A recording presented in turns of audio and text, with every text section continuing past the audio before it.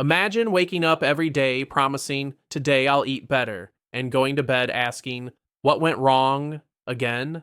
If you live with belly fat that will not budge, blood pressure creeping up, or rising blood sugar, it can feel like a personal failure. But what if the problem is not you, but the food itself? Not just junk food, but a whole class of products quietly designed to overpower your body's natural controls. Tonight, we enter that hidden world and learn how to walk back out. Chris van Tulleken is a medical doctor and scientist. To understand what ultra-processed food really does, he turned his own body into a laboratory. For weeks, he ate mostly products that come from factories, not fields, nuggets, sugary cereals, snacks with ingredient lists longer than short stories. He tracked his weight, blood markers, sleep, and mood, like a detective studying a suspect that had always been hiding in plain sight. Our modern diet. Ultra-processed foods are not simply pizza and chips. They are industrial creations built from fractions of foods, starches, oils, proteins, mixed with additives, colors, sweeteners, and flavorings. If most of what you eat comes in a packet, lasts months on a shelf, and has ingredients you would never cook with at home, you're living on an ultra-processed diet. For many people with metabolic syndrome, more than half of daily calories come from these products. Metabolic syndrome is a cluster of conditions: abdominal obesity, high blood pressure, abnormal cholesterol, and raised blood sugar that dramatically raise the risk of heart disease and type 2 diabetes. Research shows that high intake of ultra-processed foods is strongly associated with weight gain, insulin resistance, fatty liver, and chronic inflammation, all of which feed into metabolic syndrome. This is not just about calories. It is about how these products reprogram your body. In controlled studies, people offered ultra-processed meals eat around 500 extra calories a day without being told to. They do not feel more full. They simply eat faster, chew less, and keep going. It is like driving a car with a broken fuel gauge. The tank overflows, but the dial still says half. If you feel you are always hungry, even after eating, your instincts may be clashing with food engineered to slide past your natural brakes. Your brain is wired to seek out foods rich in energy, an ancient survival system. Ultra-processed foods act like a hacker breaking into that system. The combination of sugar, refined starch, fat, and intense flavors drives dopamine release, the same reward chemical involved in gambling and some drugs. Over time, your brain learns: bright packet, quick hit, repeat. Cravings start to feel less like desire and more like commands. We like to think hunger is a simple signal. Your tank is low, please refuel. But with ultra-processed food, hormones such as ghrelin, leptin, and insulin can become confused. You may feel hungry when you are actually full, or strangely unsatisfied after eating. For those living with metabolic syndrome, this dishonest hunger feels like being haunted by an invisible voice whispering, "Just one more bite," all day long. Insulin is like a key that unlocks cells so sugar can enter for energy. Ultra-processed foods, rich in rapidly absorbed sugars and refined starches, force insulin to work overtime, spiking again and again. Eventually, cells stop listening. This is insulin resistance, a core part of metabolic syndrome and a major step toward type 2 diabetes. The tragedy is that it can start silently years before diagnosis, while everything still seems normal. When the bloodstream is repeatedly flooded with sugar and fat from ultra-processed foods, the liver becomes an overloaded warehouse. At first, it stores extra energy as fat. Over time, that fat can build up inside the liver itself. Non-alcoholic fatty liver disease, closely tied to metabolic syndrome. You might not feel liver pain, but you may notice constant fatigue, brain fog, or a growing waistline. Inside, your metabolic engine is clogging. Ultra-processed diets are linked with chronic low-grade inflammation, a subtle, constant activation of the body's defense system. Imagine a tiny fire smoldering inside your blood vessels and organs every day. It does not burn brightly, but it slowly damages tissues, raising the risk of heart disease and worsening insulin resistance. For many with metabolic syndrome, this invisible fire explains why you feel old in a body that is not yet old. During his ultra-processed diet experiment, Chris did not just gain weight. His appetite hormones changed. His sleep quality worsened. Markers of inflammation rose. He reported feeling more anxious and less in control. These shifts happened within weeks, not years. It is like watching a time lapse of metabolic syndrome forming, fast forwarded inside one person. If you feel that your health has declined suddenly, your food environment may have shifted faster than you realized. Many people with metabolic syndrome say, "I did not gain that much weight, but I feel worse." Ultra-processed foods can change body composition, more fat, especially around the organs, even when weight on the scale barely shifts. They can disrupt gut bacteria, blood lipids, and blood pressure independent of body size. Think of health as a complex orchestra. Weight is only one instrument, and ultra-processed foods can throw the entire symphony off key.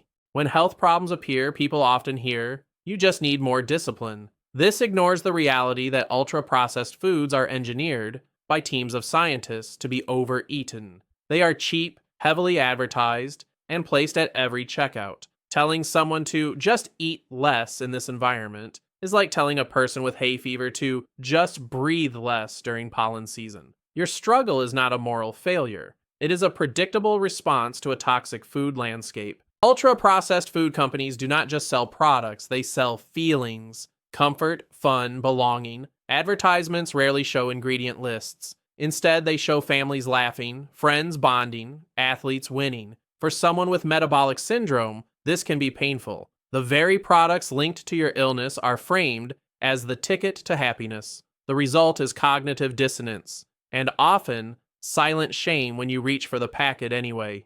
Chris describes how aggressive marketing targets children from the earliest age, shaping taste buds and habits for life. Cartoon characters, toys in boxes, and apps turn snacks into friends. If you grew up in the 80s, 90s, or 2000s, your childhood was likely soaked in these messages. Many adults with metabolic syndrome are now paying the price for a food culture that trained them, as kids, to bond with brands instead of real foods, from soil, trees, and animals. One of the most hopeful messages in Chris's work is this: your body is not broken. It is adapted to survive in a world of scarcity, not in a world where ultra-processed foods are everywhere. The same biology that once kept you alive in famine now makes you vulnerable when the famine never comes. Understanding this can replace self-blame with compassion, and compassion is a powerful fuel for change. Metabolic syndrome may sound like a cold diagnosis. Numbers, criteria, risk percentages. Yet behind those numbers is a story: long work hours, stress, cheap food options, maybe a family history of diabetes or heart disease. Chris invites us to see metabolic syndrome not as a fixed identity, but as a chapter in our life story, a chapter we can still edit. The villain is not you. It is a system that made ultra-processed food the default. Life stress and poor sleep intensify the pull of ultra-processed foods. Cortisol, the stress hormone, raises appetite for high-energy foods, especially those combining sugar and fat. Short sleep disrupts hunger hormones, making you crave more and feel less satisfied. If you have metabolic syndrome, this can create a vicious cycle: stress at work, poor sleep, more cravings, worsening metabolic health, and even more stress. Inside your intestines lives a vast community of microbes that help digest food, regulate immunity, and even influence mood. Diets heavy in ultra-processed foods tend to feed less diverse, less resilient communities, while fiber-rich whole foods nourish a thriving ecosystem. For people with metabolic syndrome, gut imbalances may worsen inflammation and insulin resistance. Changing what you feed your microbes is like changing the soil in which your health grows. One practical step from Chris's work is almost deceptively simple: start reading labels. The longer the ingredient list, the more likely it is ultra-processed. Look for things you would never use in your own kitchen: stabilizers, emulsifiers, artificial sweeteners. You do not have to become perfect overnight, but each time you pause, flip a packet, and ask, what is actually in here? You disrupt the automatic spell these foods cast. Researchers use the NOVA classification to group foods by their level of processing. Group 1 is minimally processed: fruits, vegetables, grains, eggs. Group 2 is cooking ingredients like oils and sugar.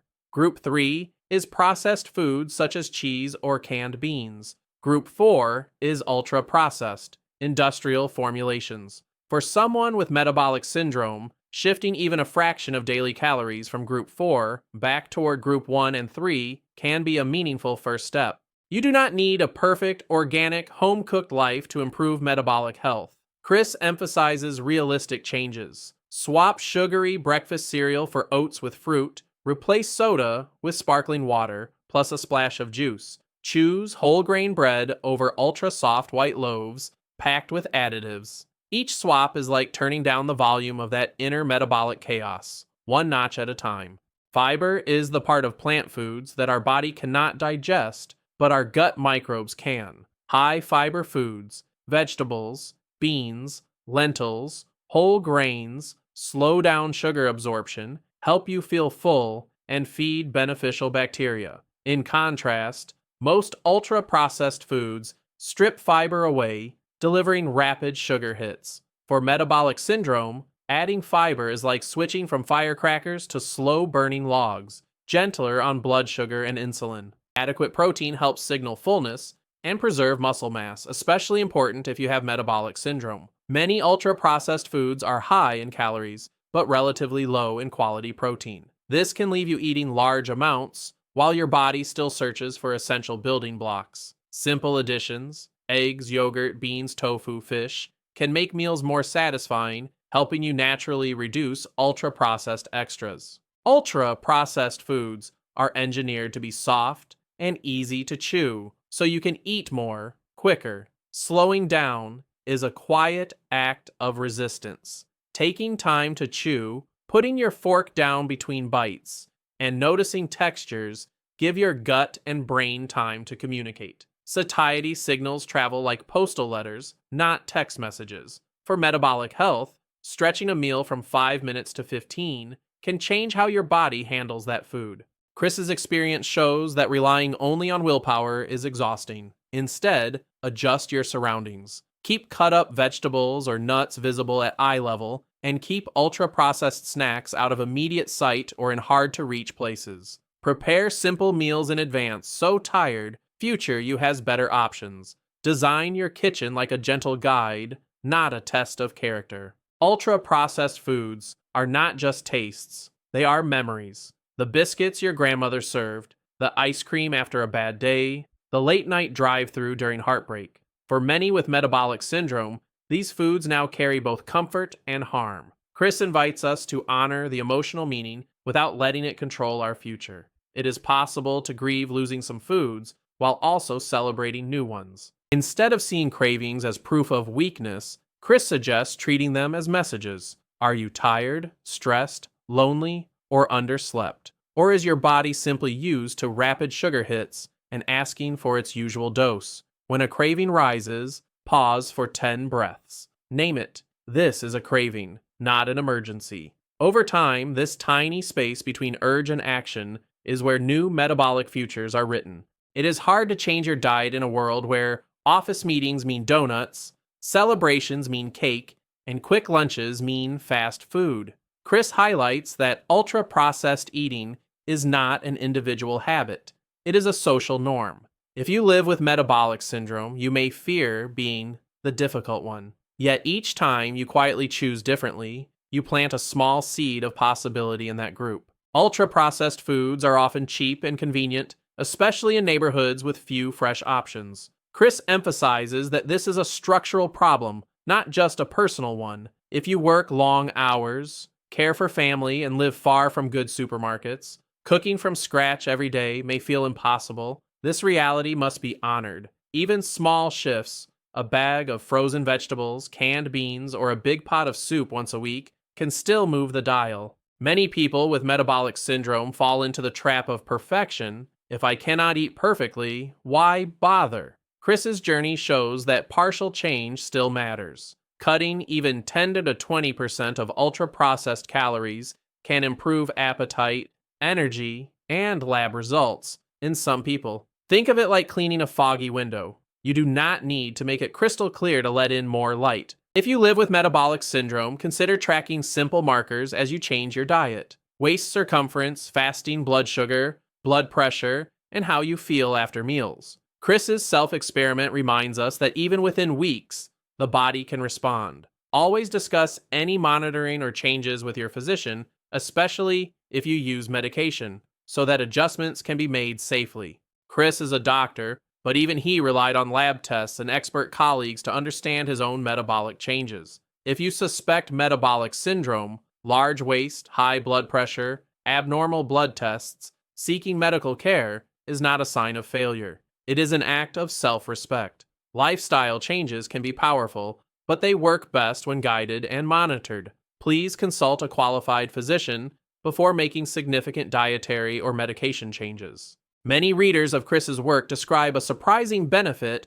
of cutting back on ultra-processed foods: clearer thinking, less brain fog, more stable mood, fewer afternoon crashes. For someone with metabolic syndrome, this cognitive clarity can be life-changing. Decisions feel easier when your brain is not riding a roller coaster of sugar highs and crashes. The world becomes less like wading through mud, more like walking on solid ground. Chris's experiment and related research suggests that as ultra-processed intake falls, energy often returns, not as frantic bursts, but as steady waves. If you have metabolic syndrome, you may be used to feeling exhausted after meals, needing caffeine or sugar to push through.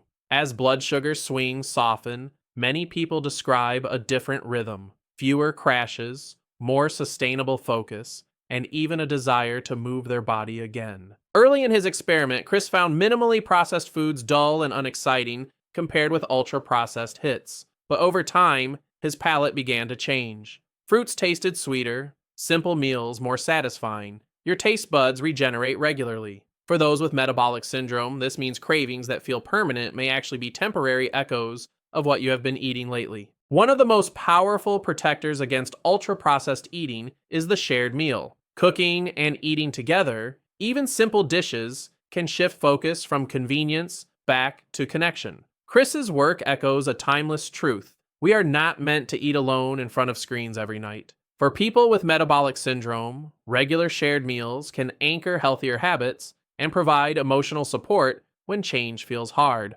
Sometimes, when you start eating differently, people around you may feel judged or uncomfortable, even if you say nothing. They might tease you or insist one piece will not hurt. Chris suggests gently affirming your reasons: more energy, better health numbers, being there for your loved ones, without arguing. Over time, your quiet consistency can speak louder than any debate. Even Chris, during his experiment, struggled with the seductive pull of ultra-processed food. Many people with metabolic syndrome will have days or weeks when old habits return. This does not erase progress. Think of change like steering a large ship. A brief drift off course matters less than the overall direction. Instead of asking, "Did I fail today?" ask, "Where is my compass pointing this week?" One technique Chris highlights is imagining your future self, 5, 10, 20 years from now. This person lives with the consequences of today's food environment. Before a choice, pause and ask, what would my future self thank me for? For someone with metabolic syndrome, this might mean avoiding a second sugary drink or cooking one simple meal instead of ordering in. Each act is a small gift sent forward in time. Chris's story suggests you do not need gourmet skills. Even mastering one or two basic dishes, like a vegetable stir-fry, a lentil stew, or roasted chicken and potatoes, can drastically reduce reliance on ultra-processed options. For metabolic syndrome, this means more predictable blood sugar and fewer emergency takeaways. Start with recipes that fit your culture, your budget, and your taste buds. Breakfast sends a powerful signal to your metabolism. A high-sugar, ultra-processed start, sweet cereals, pastries, sugary drinks can trigger an early insulin spike and cravings for the rest of the day. In contrast, a breakfast with protein, fiber, and healthy fats can stabilize blood sugar. For someone with metabolic syndrome, simply changing breakfast may shift the entire rhythm of eating. Ultra-processed snacks are designed for mindless eating. Grab, rip, crunch. Chris encourages turning snacks into intentional mini meals. Instead of constant grazing on chips or sweets, plan small portions of nuts, fruit, yogurt, or leftovers from last night's dinner. For metabolic syndrome, reducing random snacking can lower total calorie intake and give insulin needed pauses during the day. Late evening is prime time for ultra-processed eating. TV, fatigue, and emotional strain all lower defenses. Research suggests that late-night calories may have a stronger impact on blood sugar and fat storage. Chris found his own cravings were strongest at night. If you live with metabolic syndrome, choosing a cutoff time for eating and creating a calming night routine can gently protect your metabolism. Chris's work focuses on food, but movement is a powerful ally for metabolic syndrome. Walking after meals can help muscles soak up sugar, easing the load on insulin. Think of movement not as punishment for eating, but as a gift to your cells, opening more doors for energy to enter. Even short walks or gentle stretching can signal to your body, we are alive, we are using this fuel. Quality sleep resets many metabolic switches. Short or broken sleep is linked with increased appetite, higher blood sugar, and weight gain. For someone with metabolic syndrome, protecting sleep can be as important as changing diet. Simple steps, darkening your room, keeping a regular bedtime, limiting screens before bed, are like inviting a quiet doctor to visit your body each night. Ultra-processed diets are associated in some studies with higher rates of depression and anxiety. For people with metabolic syndrome, this creates a double challenge. Feeling low can push you toward comfort foods that worsen physical health. Chris's story reminds us that mental and metabolic health are deeply linked. Seeking psychological support, counseling, or peer groups can be as important as changing what is on your plate. The title, Ultra-Processed People, is a warning, but also an invitation. When ultra-processed food dominates your life, it can feel as though your days are pre-programmed. Same cravings, same fatigue, same lab results. As you slowly reclaim your food, you reclaim presence, tasting meals, noticing hunger and fullness, truly inhabiting your own body again. Metabolic syndrome does not have to define your entire story. If you live with symptoms of metabolic syndrome, your transformation can begin with 3 small steps. First, notice how much of your daily food is ultra-processed. Second, choose one meal or snack to de-industrialize this week. Third, book time with your physician to review your health markers and discuss safe, personalized changes. You do not have to overhaul your life overnight. You only need to start turning. You have walked through the hidden world of ultra-processed food and seen how it shapes metabolic syndrome from the inside out. But you have also seen that your body is responsive, adaptable, and worthy of care. If this video has helped you feel less alone and more empowered, please subscribe to this channel, like this video, and share it with someone who needs hope. And before you change your diet or medications, remember to consult your physician. Your next chapter can start today, with one less packet and one more real meal.